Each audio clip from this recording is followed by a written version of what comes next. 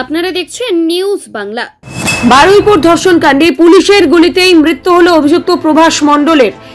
তদন্তে নতুন মোড়। কালকে আমার ফেসবুকে একটা মেয়ে মিসিংয়ের জন্য ছেড়েছিলাম, পোস্ট করেছিলাম। আজকে একটা আসামিকে প্রথমে জেরা করার জন্য ধরা হয়েছিল। জিজ্ঞাসাবাদ করার পরে অনেক তৎপরতার সঙ্গে ওকে নিয়ে পরে এসেছিলাম। বারুইপুরের বহুল আলোচিত ধর্ষণ কাণ্ডের তদন্তেই বড় মোড়। ঘটনাস্থলে অপরাধের পুনর্গঠন চলাকালীন পুলিশের পাল্টা গুলিতে মৃত্যু হলো মামলার মূল অভিযুক্ত প্রভাস মণ্ডলের। পুলিশ সূত্রে জানা গিয়েছে, মঙ্গলবার রাত প্রায় 12:45 নাগাদ বারুইপুর থানার মামলা নম্বর 1350/26 তদন্তকারী আধিকারিক ও অভিযুক্ত প্রভাস মণ্ডলকে নিয়ে সূর্যপুর এলাকায় ঘটনাস্থলে অপরাধের পুনর্গঠনের জন্য নিয়ে যান।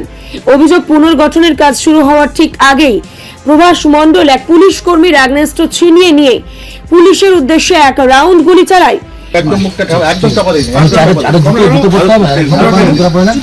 আচ্ছা, আপনার স্বামী এই কাজ করেছে, আপনি বিশ্বাস করেন? বিশ্বাস বলতে ও তো নোংরা মতো এমনি ছিল, তো বিশ্বাস করার কিছু মতন নেই, বুঝেছেন? আচ্ছা, যে ও করবে না কি এটা আমি বলতে পারছি না যে করেনি। আচ্ছা, কেন এরকমই আমার বিয়ের পরেও আমি ওর নোংরামো দেখেছি, অনেক অত্যাচার করে আমি এখন সংসার করছি, তো এটা আমি মানে মেনেই নিয়েছি যে ও করেছে।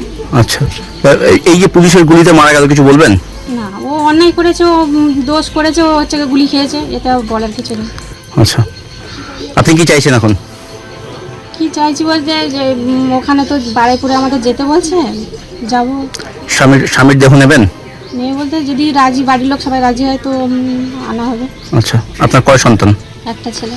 আচ্ছা, প্রভাস কি করতেন? কিছু করতো না, বাড়িতে থাকতো। আচ্ছা, কি নাম আপনার? চাপা মন্ডল। পুলিশ এসেছিল বাড়িতে?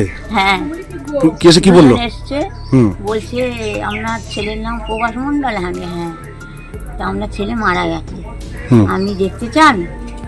হাসপাতালে আছে, দেখুন। আমি বলছি না, আমি আর দেখতে চাই না, আমি দেখে আর কি করবো, আর আমার যাওয়ার শক্তি নেই, আমার গলা শুকিয়ে যাবে, বলতে পারছি না।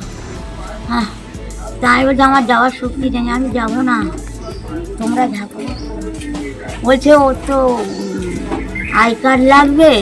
তাই বলে কি, দেখো আমি সব করে আই কার্ড জানি না।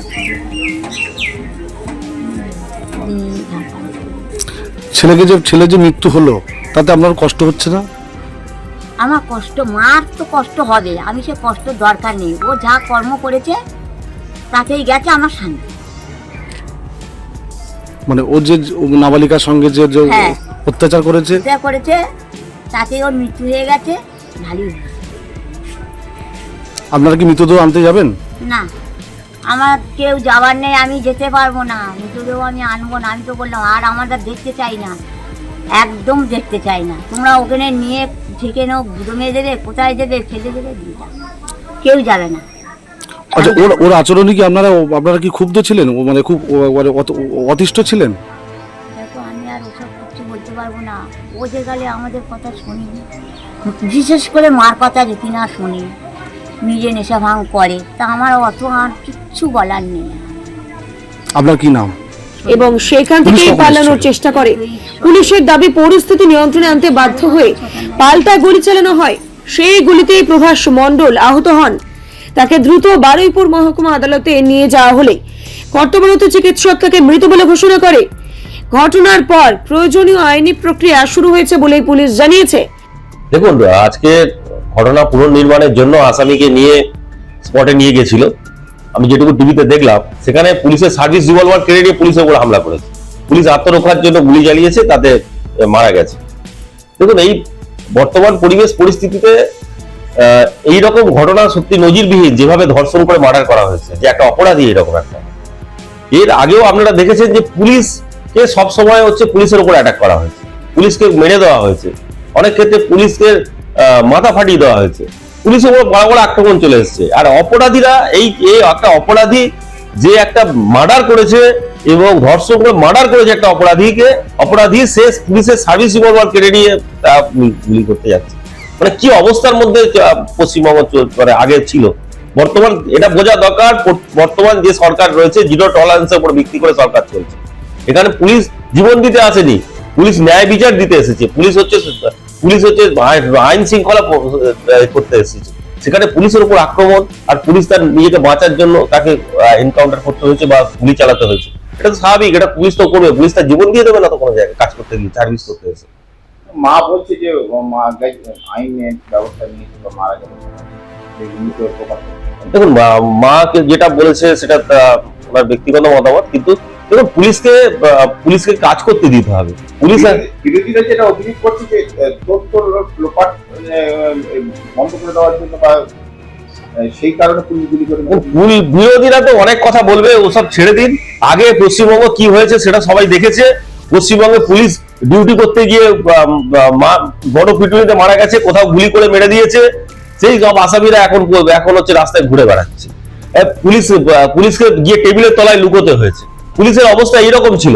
আর বর্তমান সরকারে সম্মানীয় মুখ্যমন্ত্রী পুলিশকে খোলা হাত দিয়েছে, পুলিশকে বলেছে যে আইন শৃঙ্খলাটা যাতে ঠিকঠাক বজায় থাকে, তার জন্য যা যা পদক্ষেপ নেওয়ার পুলিশকে নিতে হবে। এবং পুলিশের মতো পশ্চিমবঙ্গের পুলিশের মতোই কাজ করবে। আগে কোনো দলদাস বা কারোর দ্বারা প্রভাবিত হয়ে কাজ করবে না, এবং জিরো টলারেন্সের উপর ভিত্তি করে পুলিশ কাজ করবে।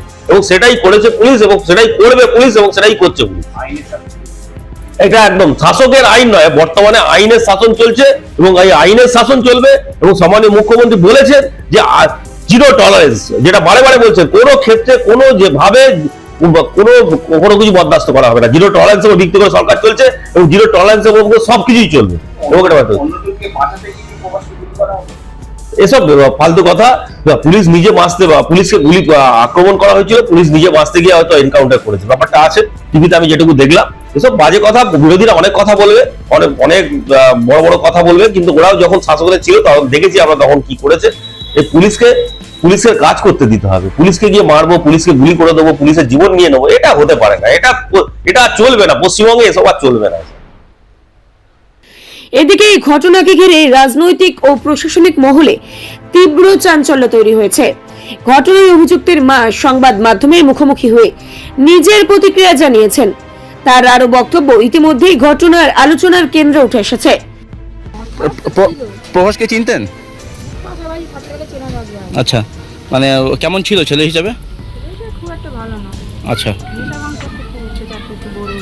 আচ্ছা, মানে অশান্তি সবসময় করতো? আচ্ছা, এমনি চুরি ছাড়চামি এই সমস্ত করতো? না, ওইটা ছিল না। তাহলে মেয়ের দোষ ছিল, মেয়ের সঙ্গে দোষ ছিল? ওটা বুঝতে পারবো না, নেশা করতো। আচ্ছা, এই যে একটা ঘটনা ঘটলো, একটা ছোট্ট মেয়ের সাথে যে অন্যায়টা ওরা করেছে, খারাপ করেছে। আচ্ছা খুব খারাপ করেছে। ও যেরকম সাজা পেয়েছে ও সাজা পাবে। আচ্ছা, তারপরে যে পুলিশ ওকে গুলি করে মারলো, কিভাবে দেখছেন আপনারা? ভালো হয়েছে। মানে ঠিক হয়েছে বলছেন? মানে অন্যায় শাস্তি পেয়েছে? হ্যাঁ, এটা ঠিক হয়েছে। কি নাম আপনার? নাম কি আপনার? ঘটনার তদন্ত অব্যাহত রয়েছে। পুলিশের পক্ষ থেকে পুরো ঘটনার বিস্তারিত রিপোর্ট প্রস্তুত করা হচ্ছে। Bureau report, news Bangla.